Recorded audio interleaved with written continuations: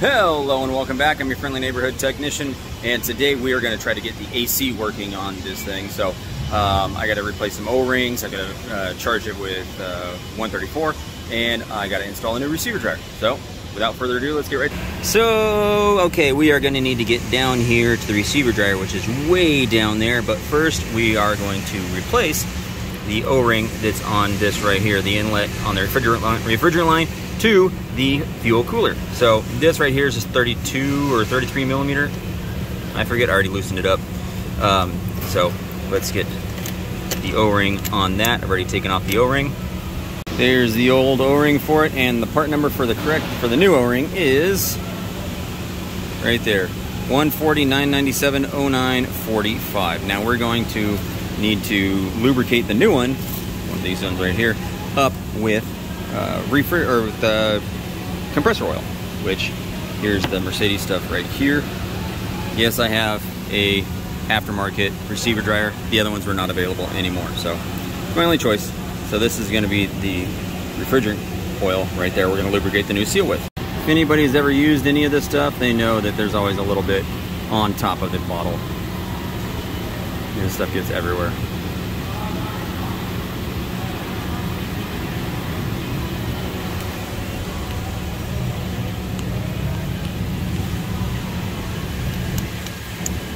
Goes right, there we go, right on.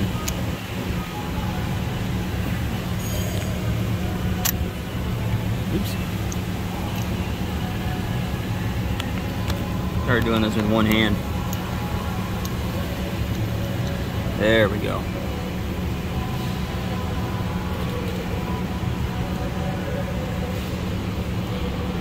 There we go, just like that. There we go, and then that just something like that, and that gets tightened down.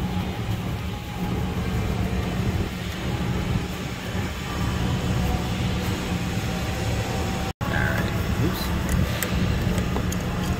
And that's huge.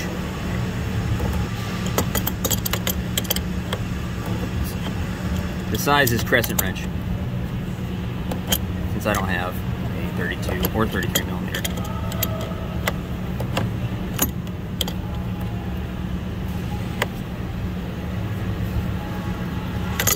Next, we are going to need to gain access to the receiver dryer way down there. So I'm going to take this off, then I'm going to take the cover off, just to give us a little more room to get that in and out. So then we're going to have to take this connector off right here that goes to that temperature sensor right there. Next, what we're going to do is we are going to remove these. I don't know if it matters which side goes on which one, but I'm going to put them back exactly how I took them off. So the blue wire with the red stripe is going to go on the right, and the blue wire with the brown stripe is going to go on the left. Now, same with this sensor right here. We are going to pay attention to which one of these is, which wire goes to which one. You can see the solid brown small wire goes to the brown wire with the white stripe, and the solid brown solid brown big wire goes to the blue wire with the red stripe, or brown stripe, whatever that one is. Brown stripe, yeah, that one right there. Next, we are going to take off this sensor right there, and then we're going to mount it on the new receiver. Now this sensor is going to take one of these small green O-rings, just like that, and the part number for these little O-rings is 190-997-1145.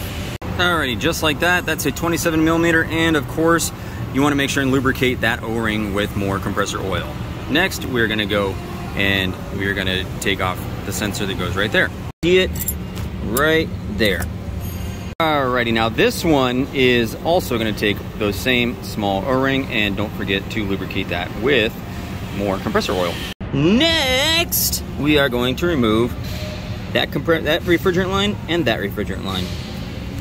Those refrigerant lines are going to be 19 millimeter, or they're going to take a 19 millimeter wrench right there on that nut and on the other nut, and these also take the little green O-rings. Next, we're going to take out that little 8 millimeter bolt right there, and then that little 8 millimeter bolt right there. Next, you're going to have to release this cable clamp from these two right there. Alrighty, once you finagle it out of there, you basically put it all back together in the opposite order and put everything back in. Looks like that. So now it's all in there. I did check for leaks, and I did charge it with 2.2 pounds or 1 kilogram of 124A. So let's see how cold this thing gets. All right, here we go. The middle of the next day, it is about 85 degrees in the car, Fahrenheit, or almost 30 degrees C for you Europeans. The temperature, let's see what the AC gets down to.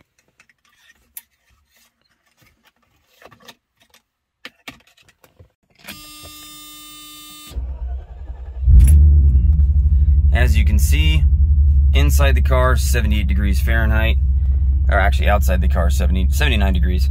And inside is about 83 degrees. Let's see what this gets down to.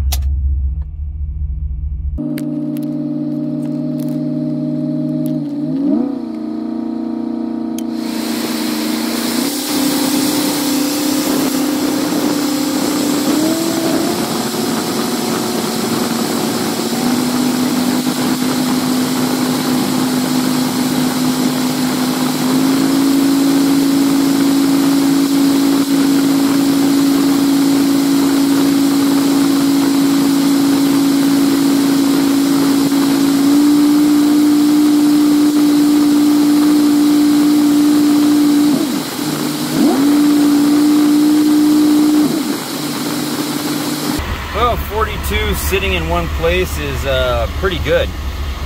443 degrees. Driving it, I got it down to 39 degrees when I was actually driving. You have airflow moving to the front of the car a lot more efficiently. But this right here, sitting here right now at an idle, I mean, I held it at about 1500 just to get the temperature down a little quicker. But as you can see, the video, the temperature works pretty good, or the AC works pretty good, and it's getting down there. You know, now it's warming up a little bit, but you know, if I hold the RPM,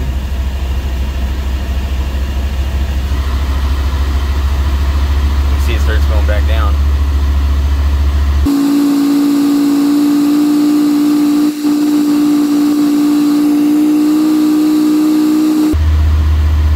I'd say 7 degrees Celsius is pretty cool.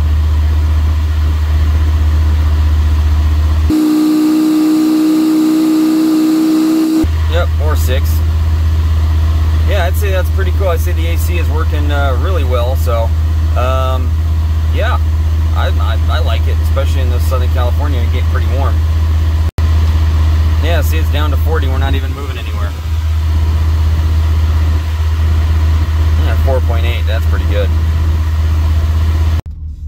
As you can see, the AC works pretty well. It has the proper amount of refrigerant in there. And a lot of people that like to get the refrigerant from the parts store, there is a difference between the parts store bottles and the refrigerant. The refrigerant is the same, but the way it's measured is not. The parts store bottles, some of them come with a little gauge. Those gauges just measure pressure. They don't measure the weight. So when you look at the spec under the hood on the sticker, it gives you a weight for the refrigerant, which this one says 2.2 pounds. But there's no way to measure that with the bottle from AutoZone, because you don't know how much is in the system. If your system is empty, how much is left in the system, if there is any left in there, and how much you're injecting. I mean, you can guess if the bottle is an 18-ounce bottle, you can inject that, but that's only the 18 ounces. You're gonna have to get a second one and pretty much guess how much you're putting in.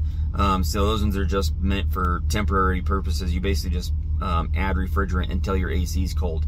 But you could still be overcharged, you could still be undercharged. So, you know, be careful when you're using those bottles from the AutoZone. So like when I used the machine at work for this, I was able to enter in the machine exactly how much refrigerant I wanted to charge the system with, and it charged 2.2 pounds of refrigerant. So just something to watch out for when you're fixing your car and you're trying to get your AC working again, stuff like that.